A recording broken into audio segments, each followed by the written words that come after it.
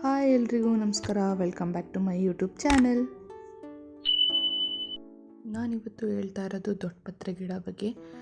ದೊಡ್ಡಪತ್ರೆ ಗಿಡ ಎಲ್ಲರ ಮನೆ ಮುಂದೆನೂ ಇರುತ್ತೆ, ಆದರೆ ಅದರಿಂದ ಏನೇನು ನಮಗೆ ಉಪಯೋಗಗಳಿದೆ, ಏನೇನು ಲಾಭಗಳಿದೆ ಅಂತ ನಾನು ನಿಮಗೆ ತಿಳಿಸ್ಕೊಡ್ತಾ ಹೋಗ್ತೀನಿ.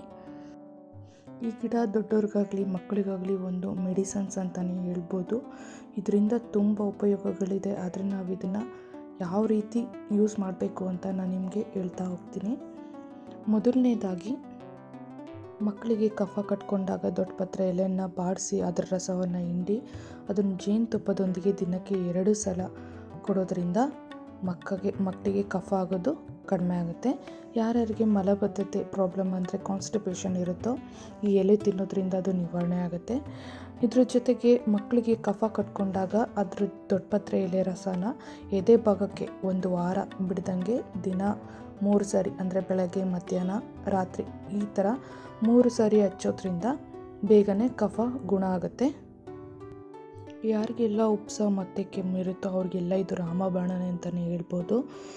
ಮಕ್ಕಳಿಗೆ ಆಗಲಿ ದೊಡ್ಡವ್ರಿಗೆ ಆಗಲಿ ಜ್ವರ, ಶೀತ, ಕೆಮ್ಮು ಈ ರೀತಿ ಬಂದರೆ ದೊಡ್ಡಪತ್ರೆ ಎಲೆನ ಬಳಕೆ ಮಾಡೋದ್ರಿಂದ ಅದು ಕೂಡ ಕಡಿಮೆ ಆಗುತ್ತೆ.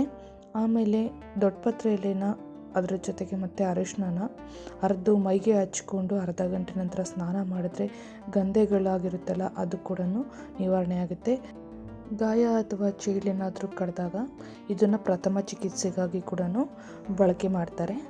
ನಂತರ ಜಾಂಡಿಸ್ ಯಾರಿಗೆಲ್ಲ ಇದೆ ಅಂದರೆ ಅರಿಶಿನ ಕಾಮಾಲೆಯಿಂದ ಯಾರೆಲ್ಲ ನರಳುತ್ತಿರ್ತಿರೋ ಅವರಿಗೆಲ್ಲ 10 ದಿನಗಳ ಕಾಲ ದೊಡ್ಡಪತ್ರೆ ಎಲೆನ ದಿನ 1ರಂತೆ ತಿಂತಾ ಬಂದರೆ ಅದು ಕೂಡ ಬೇಗನೆ ನಿವಾರಣೆ ಆಗುತ್ತೆ. ಹಾಗೆ ಹಸಿ ಎಲೆನ ಉಪ್ಪಿನ ಜೊತೆಗೆ ಸೇರಿಸ್ಕೊಂಡು ಜಗದ್ರೆ ಜೀರ್ಣಶಕ್ತಿ ಕೂಡ ಚೆನ್ನಾಗಾಗುತ್ತೆ. ನಂತರ ಯಾರಿಗೆಲ್ಲ ಪಿತ್ತ ಸಂಬಂಧಿತ ಕಾಯಿಲೆಗಳು ಇರುತ್ತೋ ಅದು ಕೂಡ ನಿವಾರಣೆ ಆಗುತ್ತೆ. ಮೊಡವೆ, ಕೀಟ ಕಡಿತ ಅಥವಾ ದದ್ದುಗಳು ಆ ರೀತಿ ಆದಾಗ ದೊಡ್ಡಪತ್ರೆ ಎಲೆ ರಸನ ರುಬ್ಬಿಟ್ಟು ಅದನ್ನು ಸಮಸ್ಯೆ ಇರೋ ಭಾಗಕ್ಕೆ ಹಚ್ಕೊಂಡು ಉಗುರು ಬೆಚ್ಚಿನ ನೀರಿನಿಂದ ತೊಳೆಯೋದ್ರಿಂದ ಅದು ಕೂಡ ನಿವಾರಣೆ ಆಗುತ್ತೆ. ಪೀರಿಯಡ್ಸ್ ಆದಾಗ ಹೊಟ್ಟೆ ನೋವು ಬರುತ್ತೆ, ಹಾಗೆ ಬಾಡಿ ಎಲ್ಲ ತುಂಬಾ ಪೇನ್ ಆಗಿರುತ್ತಲ್ಲ, ಆವಾಗ ಈ ಒಂದು ಎಲೆ ತಿನ್ನೋದ್ರಿಂದ ನಮ್ಮ ಬಾಡಿ ಪೇನ್ ಆಗಲಿ ಹೊಟ್ಟೆ ಪೇನ್ ಆಗಲಿ ಕೂಡ ಕಡಿಮೆ ಆಗುತ್ತೆ. ನಂತರ ಇದು ನಮ್ಮ ಚರ್ಮಕ್ಕೆ ತುಂಬ ಕಾಂತಿ ಕೊಡ್ತಾ ಬರುತ್ತೆ ಈ ಎಲೆನ ಉಪಯೋಗಿಸೋದ್ರಿಂದ. ಯಾರಿಗೆಲ್ಲ ಮಧುಮೇಹ ಸಮಸ್ಯೆ ಇರುತ್ತೋ ಅವರು ಕೂಡ ಈ ಎಲೆನ ತಿನ್ನೋದ್ರಿಂದ ಅವರ ಬ್ಲಡ್ ಶುಗರ್ ಲೆವೆಲ್ ಕೂಡ ಕಡಿಮೆ ಆಗುತ್ತೆ. ಇದಿಷ್ಟು ದೊಡ್ಡಪತ್ರೆ ಎಲೆಯಲ್ಲಿ ಇರ್ತಕ್ಕಂಥ ವಿಶೇಷ ಗುಣಗಳು. ದೊಡ್ಡಪತ್ರೆ ಎಲೆಯಲ್ಲಿ ಏನೆಲ್ಲ ಉಪಯೋಗಗಳಿದೆ ಅಂತ ನಿಮಗೆ ಗೊತ್ತಾಗಿದೆ. ಈ ವಿಡಿಯೋ ನಿಮಗೆ ಇಷ್ಟ ಆಗಿದ್ದರೆ ಲೈಕ್ ಮಾಡಿ, ಕಮೆಂಟ್ ಮಾಡಿ ಹಾಗೂ ಸಬ್ಸ್ಕ್ರೈಬ್ ಮಾಡಿ.